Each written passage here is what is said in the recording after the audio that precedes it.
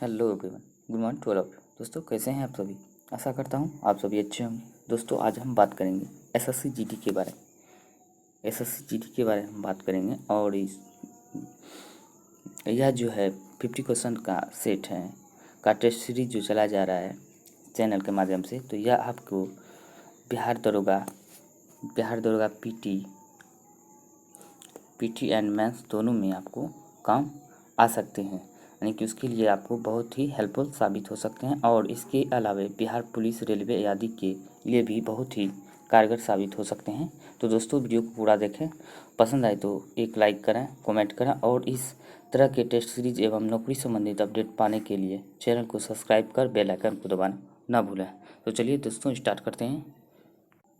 तो आज का पहला क्वेश्चन है, एक दिन में घड़ी की सुई कितनी बार समांतर होगी। यानी कि एक दिन की बात करते हैं तो एक दिन में हम बात करेंगे, एक दिन यानी कि 24 घंटे में कितना दिन यानी कि समांतर कितनी बार घड़ी की सुई होंगी। तो यह 22 बार, कुल 22 बार एक दिन में समांतर होगी। अगर यही पूछेंगे कि एक घंटे में कितनी बार घड़ी की सुई जो है समकोण बनाती है, तो एक घंटे में 2 बार समकोण बनाते हैं। तो इस तरह आप जोड़ सकते हैं कि 24 घंटे में कितने बार समकोण बनाते हैं। तो चलिए अगले क्वेश्चन की ओर बढ़ते हैं।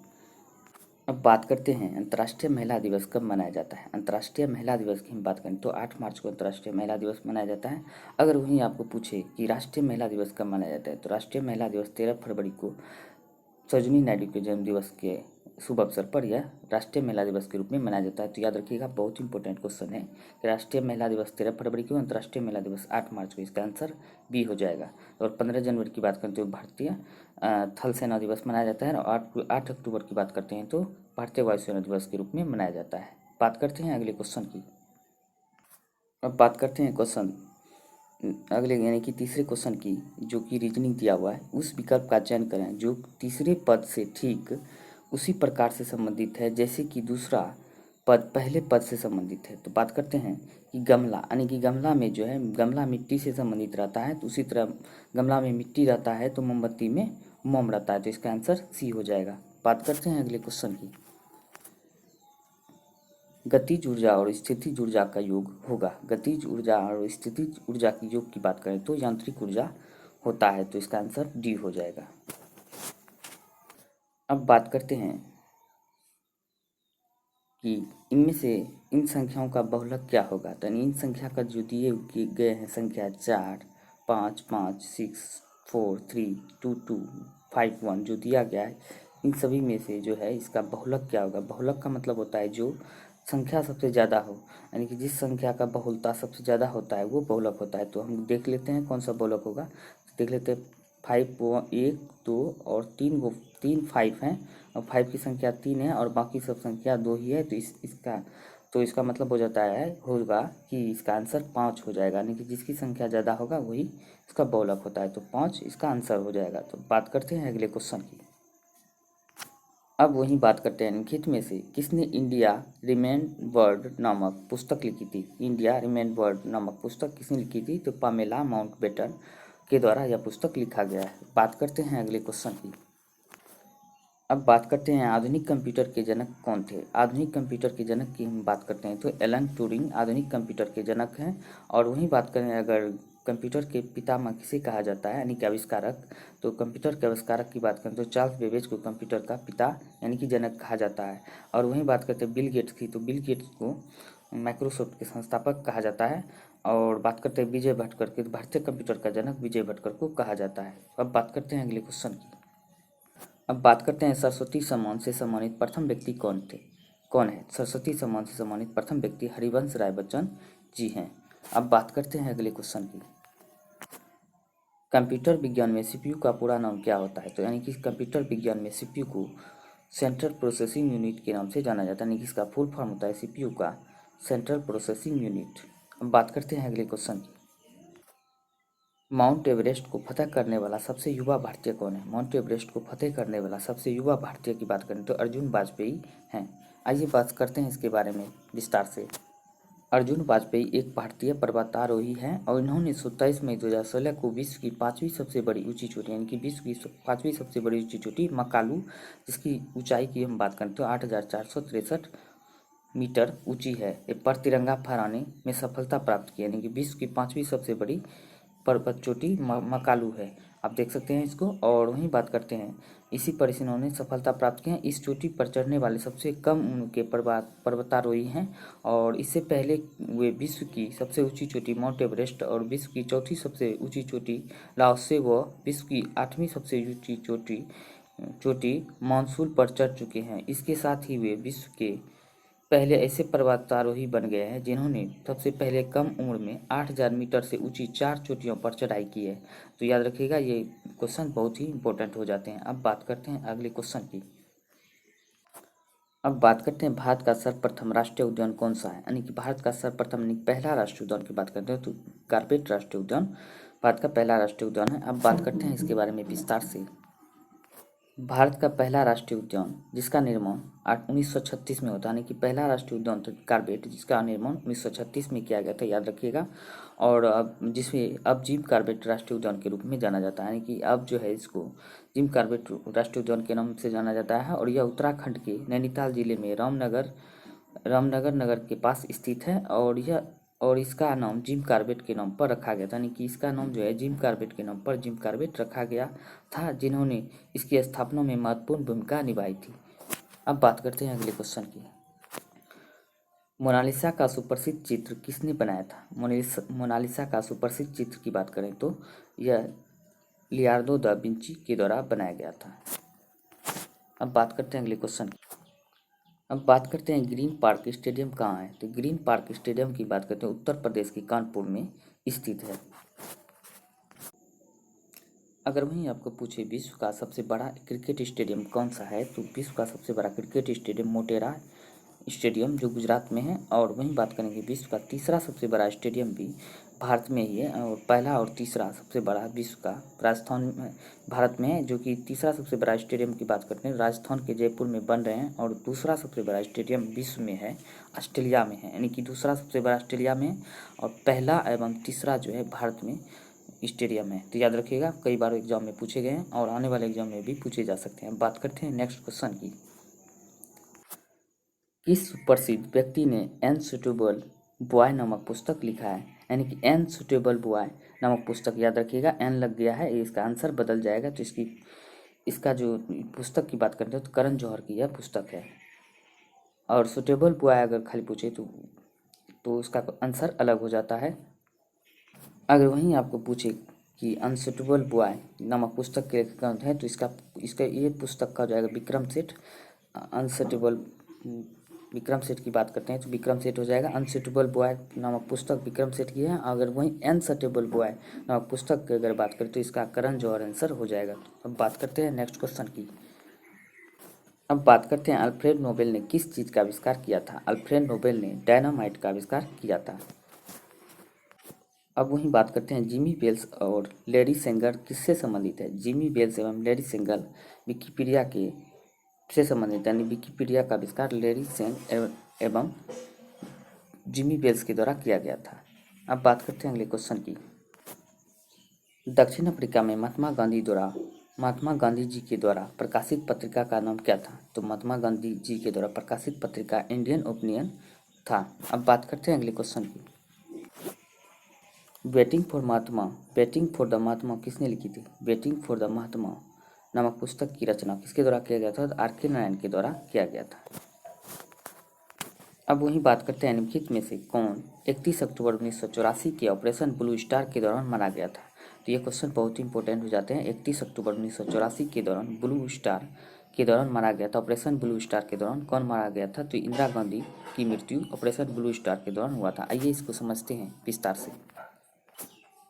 अब बात करते हैं ऑपरेशन ब्लू स्टार के कारण आहत सिखों की धार्मिक भावनाओं के दुष्परिणाम 31 अक्टूबर 1984 को इंदिरा गांधी की हत्या हो गई थी। ऑपरेशन ब्लू स्टार भारतीय सेना द्वारा 3 से 6 जून 1984 को अमृतसर पंजाब में स्थित हरमंदिर साहिब परिसर में खालिस्तान समर्थन जनरल सिंह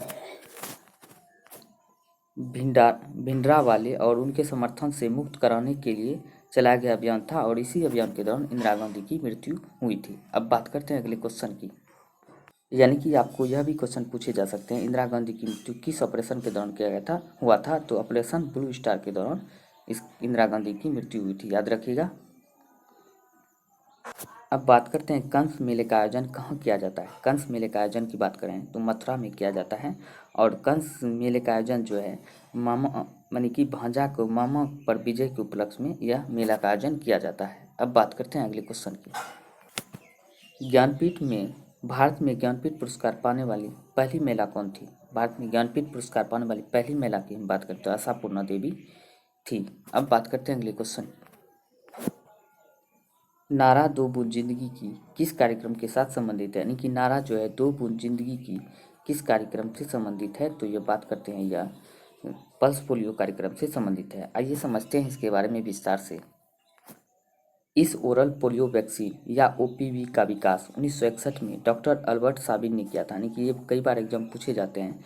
तो अल्बर्ट साबिन ने किस पल्स पोलियो जो है ओरल ओपीवी का आविष्कार किसने किया था। अल्बर्ट साबिन के द्वारा किया गया था। कब किया गया था। 1961 में किया गया था। संयुक्त राष्ट्र संघ ने 1988 में विश्व को पोलियो मुक्त करने का अभियान आरंभ किया था। 1988 में जो है संयुक्त राष्ट्र संघ के द्वारा पोलियो मुक्त करने का अभियान प्रारंभ किया। और भारत में दिल्ली सरकार ने 1993 से 98 तक स्वास्थ्य मंत्री रहने के दौरान डॉक्टर हर्षवर्धन ने दिल्ली में पल्स पोलियो कार्यक्रम की शुरुआत की। यानी कि डॉक्टर हर्षवर्धन जो था उस समय दिल्ली सरकार के स्वास्थ्य मंत्री थे। उसी के दौरान 1993 से 98 के बीच में जो यह कार्यक्रम पल्स पोलियो कार्यक्रम की शुरुआत किया गया था। 1995 में राष्ट्रीय स्वास्थ्य योजना में शामिल होकर देशव्यापी अभियान में परिणत हुआ था। यानी कि 1995 से जो है पल्स पोलियो कार्यक्रम जो पूरे देश में चलाया जाने लगा।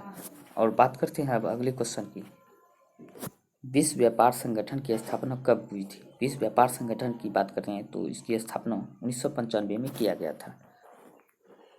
अब वही बात करते हैं विश्व व्यापार संगठन अंतर्राष्ट्रीय संगठन है जो विश्व व्यापार के लिए नियम बनाता। यानी कि विश्व व्यापार संगठन जो है WTO विश्व व्यापार जो है ये जो विश्व में जो जितने भी व्यापार होते हैं उससे संबंधित जो नियम इन्हीं के द्वारा बनाए जाते हैं। और इसकी स्थापना की बात करें तो 1995 में किया गया था। यानी कि इसका जो है द्वितीय विश्व युद्ध के बाद बनाए गए गेट के स्थान पर लाने के लिए किया गया था। यानी कि इसका जो स्थापना किया गया था WTO का स्थापना पहले गेट के नाम से किया गया था। और इसका जो है बाद में इसको परिणत करके 1995 में WTO बना दिया गया था। यानी कि इसका फुल फॉर्म कई बार पूछे जाते हैं गेट का फुल फॉर्म क्या होता है। तो इसका फुल फॉर्म की हम बात करते हैं तो general agreement trade and tariff. General agreement trade and tariff इसका फुल फॉर्म होता है। कई बार एग्जाम में पूछे गए जाते हैं। यह जो है पहले स्थापना गेट के रूप में किया गया था और 1995 में इसका नाम बदलकर WTO कर दिया गया। तो याद रखिएगा कई बार एग्जाम में पूछे गए हैं। और इसका मुख्यालय की अगर हम बात करें तो यानी कि विश्व व्यापार संगठन का तो यह जो है मुख्यालय जेनेवा में इसका स्थित है। यह भी कई बार पूछे जाते हैं। अब बात करते हैं अगले क्वेश्चन की। अब बात करते हैं विश्व का सबसे पुराना वेब ब्राउज़र कौन सा है। विश्व का सबसे पुराना वेब ब्राउज़र की बात करते हैं वर्ल्ड वाइड वेब है। अब ये बात करते हैं वर्ल्ड वाइड वेब के बारे में विस्तार से।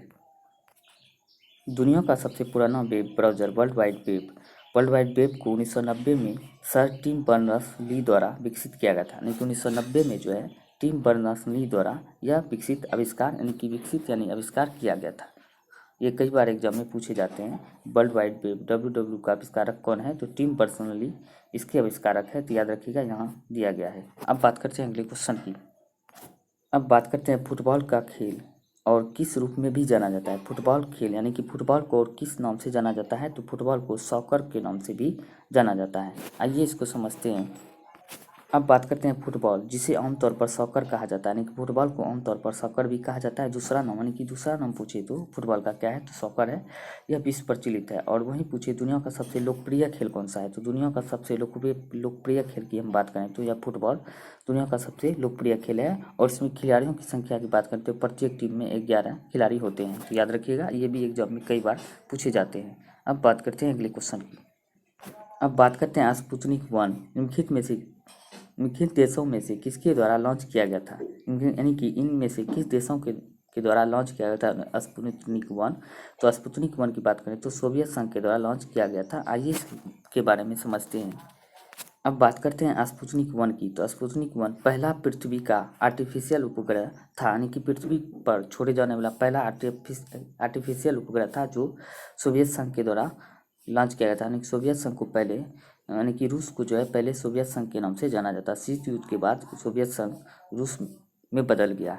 और इसे बात करते हैं इसे सोवियत सोवियत संघ के द्वारा अंतरिक्ष कार्यक्रम के हिस्से के रूप में 4 अक्टूबर 1957 को यानी कि सोवियत संघ के द्वारा पृथ्वी की कक्षा में लॉन्च किया गया था। ये कई बार भी पूछे जाते हैं कि इसको स्पुतनिक 1 को पृथ्वी की कक्षा में कब प्रक्षेपित किया गया था, तो 4 अक्टूबर 1957 में प्रक्षेपित किया गया था। अब बात करते हैं अगले क्वेश्चन की। अब बात करते हैं कलिंग पुरस्कार कौन देता है, यानी कलिंग पुरस्कार जो है किसके द्वारा प्रदान किए जाते हैं, तो उन्हें यूनेस्को के द्वारा प्रदान किए जाते हैं। कलिंग पुरस्कार यूनेस्को द्वारा दिया जाता है और यह जो है 1952 में से प्रदान किया जाता है, यानी कि कई बार एग्जाम में पूछे जाते हैं कलिंग पुरस्कार कब से प्रदान किए जाते हैं, तो 1952 से प्रदान किए जाते हैं। और यह भारत में कलिंग यानी कि कलिंग फाउंडेशन ट्रस्ट के संस्थापक बीजू पटनायक ने एक दान के बाद बनाया गया था, यानी कि एक दान के बाद, यानी कि यह पूछे कि इसके जो है संस्थापक कौन है, तो बीजू पटनायक इसके संस्थापक है। कलिंग फाउंडेशन ट्रस्ट के द्वारा यह पुरस्कार प्रदान किया जाता है। कलिंग पुरस्कार विज्ञान संचार क्षेत्र में महत्वपूर्ण योगदान हेतु भारत सरकार द्वारा प्रदान किया जाता है। ये पुरस्कार जो है साल में यानी कि 2 साल में विश्व विज्ञान दिवस पर 10 नवंबर को प्रदान किया जाता है, यानी कि विश्व विज्ञान दिवस के शुभ अवसर पर 2 साल में एक बार यह प्रदान किया जाता है। तो अगर आपको पूछे विश्व विज्ञान दिवस कब मनाया जाता है, 10 नवंबर को विश्व विज्ञान दिवस मनाया जाता है और 28 फरवरी को राष्ट्रीय विज्ञान दिवस मनाया जाता है। याद रखिएगा, राष्ट्रीय विज्ञान दिवस 28 फरवरी को मनाया जाता है और वहीं अगर पूछे विश्व विज्ञान दिवस 10 नवंबर को मनाया जाता है, याद रखिएगा। अब बात करते हैं अगले क्वेश्चन। अब वहीं बात करते हैं संयुक्त राष्ट्र संघ का महासचिव बनने वाला पहला अफ्रीकी व्यक्ति कौन था, तो पहला अफ्रीकी व्यक्ति की बात करते हैं तो बुतरस घाली पहला अफ्रीकी व्यक्ति था। आइए बात करते हैं इसके बारे में विस्तार से। अब वहीं बात करते हैं संयुक्त राष्ट्र संघ के छठे महासचिव थे, यानी कि बुतरस घाली जो अफ्रीकी व्यक्ति थे, तो यह छठे महासचिव थे संयुक्त राष्ट्र संघ के। और संयुक्त राष्ट्र संघ के वर्तमान महासचिव की अगर बात करें तो एंटोनियो गुटेरेस हैं, जो कि 9वें महासचिव हैं। याद रखिएगा, अभी तक में कुल 9 महासचिव बन चुके हैं और एंटोनियो गुटेरेस जो है अपना दूसरा कार्यकाल शुरू कर चुके हैं। और यह जो है पुर्तगाल से संबंधित है, यानी कि एंटोनियो गुटेरेस पुर्तगाल देश के हैं, जिन्होंने 1 जनवरी 2017 को अपना कार्यकाल संभाला था, यानी कि पहली बार जो है कार्यकाल जो है शुरुआत इनका 1 जनवरी 2017 से हुआ था। और पहले महासचिव त्रिगवेली नार्वे के थे। याद रखिएगा, अगर पूछे संयुक्त राष्ट्र संघ के पहले महासचिव त्रिगवेली थे और वह नार्वे देश से संबंधित थे। और अभी के वर्तमान में अगर पूछे एंटोनियो गुटेरेस पुर्तगाल के हैं, 9वें महासचिव है। याद रखिएगा। अब बात करते हैं अगले क्वेश्चन की। अब बात करते हैं निम्नलिखित में से एंटी टैंक निर्देशित मिसाइल फायर एंड फॉरगेट किसे कहते हैं। एंटी टैंक निर्देशित मिसाइल फायर एंड फॉरगेट के नाम से किसे जाना जाता है, तो नाग को जाना जाता है। अब बात करते हैं राष्ट्रीय फिल्म पुरस्कार किसके द्वारा प्रदान किया जाता है, तो राष्ट्रीय फिल्म पुरस्कार किसके द्वारा प्रदान किया जाता है, सूचना एवं प्रसारण मंत्रालय के द्वारा राष्ट्रीय फिल्म पुरस्कार प्रदान किए जाते हैं। अब बात करते हैं अगले क्वेश्चन की। अब बात करते हैं आंग सान सू की कहाँ की मूल निवासी है। आंग सान सू की कहाँ की मूल निवासी है, तो म्यांमार की मूल निवासी है। आइए समझते हैं आंग सान सू की के बारे में। आंग सान सू की म्यांमार यानी कि बर्मा, यानी कि म्यांमार का पुराना नाम बर्मा था, पहले का नाम, अब इसे म्यांमार के नाम से जाना जाता है। यानी कि बर्मा की एक राजनेता आंग सान सू की बर्मा की एक राजनेता, राजनीतिक तथा लेखक हैं। वे बर्मा के राष्ट्रपिता आंग सान की पुत्री है, यानी कि बर्मा के राष्ट्रपिता आंग सान की पुत्री है, जिनकी 1947 में राजनीतिक हत्या कर दी गई थी। और स्यूकी ने बर्मा में लोकतंत्र की स्थापना के लिए लंबा संघर्ष किया। आंग सान सू की 19 जून 1945 को रंगून में पैदा हुई थी। इन्हें अंतर्राष्ट्रीय सामंजस्य के लिए भारत सरकार द्वारा जवाहरलाल नेहरू पुरस्कार से भी सम्मानित किया गया है। अब बात करते हैं अगले क्वेश्चन की। न्यूज़ मैथमेटिक किसका अध्ययन है, यानी कि न्यूज़ मैथमेटिक में किसका अध्ययन किया जाता है, तो सिक्कों का अध्ययन किया जाता है। याद रखिएगा, ये भी कई बार एग्जाम में पूछे गए हैं। अब बात करते हैं अगले क्वेश्चन। फेडरेशन कप किस खेल से संबंधित है। फेडरेशन कप किस खेल से संबंधित है, तो फुटबॉल खेल से संबंधित है। भारत में प्रिंस ऑफ वेल्स संग्रहालय का नया नाम निम्नलिखित में से क्या है। भारत में प्रिंस ऑफ वेल्स संग्रहालय का नया नाम निम्नलिखित में से क्या है, तो छत्रपति शिवाजी संग्रहालय इसका नया नाम है। याद रखिएगा, प्रिंस ऑफ वेल्स का नया नाम छत्रपति शिवाजी संग्रहालय रखा गया है। आइए इसके बारे में समझते हैं विस्तार से। यह मुंबई के दक्षिण में स्थित है और गेटवे ऑफ इंडिया के निकट में है। यह संग्रहालय रॉयल हाइनेस वेल्स के राजकुमार और यूनाइटेड किंगडम के किंग एडवर्ड 7 की शानदार यात्रा के लिए अस्तित्व में आया था। 1909 में इस भवन का निर्माण शुरू हुआ था, यानी कि 1909 में प्रिंस ऑफ वेल्स भवन का निर्माण शुरू हुआ था। इस संग्रहालय का उद्घाटन मुंबई के वायसराय लॉर्ड जॉर्ज की पत्नी लेडी लॉयड ने 10 जनवरी 1922 में किया था। यानी कि लॉर्ड जॉर्ज की पत्नी लेडी लॉयड ने 10 जनवरी 1922 में किया था। अब बात करते हैं अगले क्वेश्चन की। नेपाल की पहली महिला राष्ट्रपति कौन थी? तो नेपाल की पहली महिला राष्ट्रपति की बात करते हैं तो विद्या देवी भंडारी नेपाल की पहली महिला राष्ट्रपति है। अब वहीं बात करते हैं रेलगाड़ियों से संबंध में संक्षिप्त नाम RLWL का पूरा नाम क्या है? रेलगाड़ियों के संबंध में संक्षिप्त नाम RLWL का पूरा नाम क्या है? तो रिमोट लोकेशन वेटिंग लिस्ट इसका फुल फॉर्म होता है। कई बार एग्जाम में पूछे गए हैं। रिमोट लोकेशन वेटिंग लिस्ट इसका फुल फॉर्म होता है। अब बात करते हैं अगले क्वेश्चन की। अब बात करते हैं निम्नलिखित में से किस स्थल को यूनेस्को की विश्व विरासत स्थलों की सूची में शामिल किया गया है? यानी कि इनमें से किस स्थल को यूनेस्को द्वारा विश्व विरासत की स्थल की सूची में शामिल किया गया है? तो बात करते हैं सुंदरबन नेशनल पार्क को किया गया है। आइए समझते हैं इसके बारे में विस्तार से। अब बात करते हैं सुंदरबन की। सुंदरबन नेशनल पार्क को 1987 में यूनेस्को की विश्व धरोहर स्थल की सूची में शामिल किया गया है और इसे 2019 से रामसर स्थल के रूप में नामित किया गया है। यानी कि 2019 से जो है इसे रामसर स्थल के रूप में नामित किया गया है। और सुंदरबन राष्ट्रीय उद्यान पश्चिम बंगाल में स्थित है। और वहीं बात करते हैं अगर रामसर साइट की, तो पहले रामसर साइट भारत का पहला रामसर साइट चिल्का झील है। और वहीं बात करते हैं अगर भारत में कितनी अभी वर्तमान में रामसर साइट है, 42 रामसर साइट अभी वर्तमान में भारत में स्थित है। अब बात करते हैं अगले क्वेश्चन। निम्नलिखित राज्यों में से कौन सा अपने सुंदर सागर बीच के लिए सबसे अधिक विख्यात है? सबसे अधिक विख्यात है गोवा राज्य सुंदर सागर के बीच के लिए सबसे अधिक विख्यात है। अब बात करते हैं इसके बारे में और विस्तार से। अब गोवा की बात करते हैं तो गोवा पहले पुर्तगाल का एक उपनिवेश था। तो ये भी एग्जाम में कई बार पूछे जाते हैं। गोवा पहले किसका उपनिवेश था? तो पुर्तगाल का उपनिवेश था। और पुर्तगालियों ने गोवा पर लगभग 450 सालों तक शासन किया था। यानी कि 450 साल तक लगभग गोवा पर पुर्तगालियों ने शासन किया। और 19 दिसंबर 1961 को में यह भारतीय प्रशासन को सौंप दिया। यानी कि 19 दिसंबर 1961 में भारतीय प्रशासन को सौंप दिया। उसी समय से गोवा यानी कि 1987 से गोवा को भारतीय संघ शासित क्षेत्र के रूप में यानी कि राज्य के बारे में जो है इसे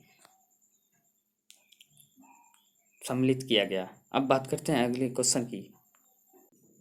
प्रख्यात गायक पीर बख्श का संबंध किस घराने से था? प्रख्यात गायक पीर बख्श का संबंध किस घराने से था? तो ग्वालियर घराने से इसका संबंध था। अब बात करते हैं अगले क्वेश्चन की। अब बात करते हैं महावीर पुरस्कार किसको दिया जाता है? महावीर पुरस्कार की बात करते हैं तो अदम्य साहसी व्यक्ति को दिया जाता है। अब बात करते हैं नेटिविटी चर्च कहाँ स्थित है? नेटिविटी चर्च कहाँ स्थित है? तो बेथलेहम में स्थित है। अब बात करते हैं अगले क्वेश्चन। भारतीय खिलाड़ी गगन नारंग का संबंध किस खेल से है? भारतीय खिलाड़ी गगन नारंग का संबंध की बात करते हैं तो एयर राइफल शूटिंग से इनका संबंध है। अब बात करते हैं अगले क्वेश्चन की। 2022 के शीतकालीन ओलंपिक खेल की बात करते हैं तो कहाँ आयोजन होंगे? यानी कि 2022 के शीतकालीन ओलंपिक खेल कहाँ आयोजित होंगे? तो यह बीजिंग यानी कि बीजिंग चीन में आयोजित किया जाएगा। अब बात करते हैं अगले क्वेश्चन की। सूर्य के अध्ययन के लिए इसरो द्वारा 2019-20 में लॉन्च किए जाने वाले अंतरिक्ष यान का क्या नाम है? तो अंतरिक्ष यान का नाम की बात करें तो आदित्य इसका नाम दिया गया यानी कि रखा गया है। अब बात करते हैं अगले क्वेश्चन की। प्रोटियम में न्यूट्रॉनों की संख्या कितनी होती है? प्रोटियम में न्यूट्रॉनों की संख्या की बात करते हैं 0 इसमें होता है। अब बात करते हैं अगले क्वेश्चन की। समानता का अधिकार किस अनुच्छेद में है? यानी कि समानता का अधिकार की बात करते हैं तो किस अनुच्छेद में वर्णित है? तो अनुच्छेद 14 में समानता का अधिकार वर्णित है। अब बात करते हैं अगले क्वेश्चन की। इनमें से कौन सा शब्द शुद्ध है? इनमें से कौन सा शब्द शुद्ध की है? तो बात करते हैं अनुग्रहित, उज्ज्वल, कवित्री, ये सभी जो है शब्द शुद्ध है। यानी कि अनुग्रहित, उज्ज्वल, कवित्री ये सारे के सारे जो है शब्द शुद्ध है। अब बात करते हैं टिक जोर आऊ बराबर टिकाऊ में कौन सा प्रत्यय है? टिक जोर आऊ बराबर टिकाऊ में कौन सा प्रत्यय है? तो इसमें बात करते हैं तो प्रत्यय की जो शब्द यानी कि प्रत्यय जो शब्द के अंत में लगता है उसे प्रत्यय कहते हैं। तो इसमें आउ प्रत्यय हो जाएंगे। तो याद रखिएगा, जो शब्द के अंत में लगता है उसे प्रत्यय कहते हैं और जो शब्द के पहले लगता है उसे उपसर्ग कहते हैं। तो इसका आंसर आउ यानी कि ए हो जाएगा। अब बात करते हैं अगले क्वेश्चन। अब वही बात करते हैं, इनमें से कौन सा संधि विच्छेद सही है। इनमें से कौन सा संधि विच्छेद सही है। तो बात करते हैं युवराज, युवराज युवन जोर राज, और प्रौद्योगिकी जोर प्रौद्योगिकी बराबर प्र जोर औद्योगिकी, और संसार का बात करते हैं तो सम जोर सार। ये सारे के सारे यानी कि सभी जो है पर्यायवाची यानी कि संधि विच्छेद सही हो जाएंगे, यानी कि सभी संधि विच्छेद सही है। युवराज, युवन जोर राज और प्र जोर औद्योगिकी और सम जोर सार, ये तीनों के तीनों जो है संधि विच्छेद सही है। अब बात करते हैं अगले क्वेश्चन की। अब बात करते हैं इनमें से कौन सा कर्मधारय समास के उदाहरण है। इनमें से कौन सा कर्मधारय समास के उदाहरण है। नीलकमल, नील के समान है जो कमल, ये नीलकमल, ये भी हो जाएंगे कर्मधारय समास के उदाहरण। और सूरजमुख, सूरज के समान जो मुख है, ये भी कर्मधारय समास के उदाहरण है। और महारत्न, महान है जो रत्न, ये भी कर्मधारय समास के उदाहरण है। यानी कि बात करें तो सभी जो है ये सभी कर्मधारय समास के ही उदाहरण है। दोस्तों आज के लिए इतना ही। उम्मीद करते हैं कि ये श्रृंखला आपको पसंद आ रही होंगी। कमेंट सेक्शन में ज़रूर बताएं। अगर आपको अच्छा लगेगा तो इस तरीके से हम लोग इसे जारी रखेंगे और आने वाले समय में हमारा प्रयास यही रहेगा ताकि आप किसी भी एग्ज़ाम से पहले आपकी तैयारी बेहतर हो। साथ ही साथ आप किसी भी एग्ज़ाम से पहले रिवीजन कर ले तो मैक्सिमम आपके प्रश्न एग्ज़ाम में यहाँ से आ सकते हैं। धन्यवाद।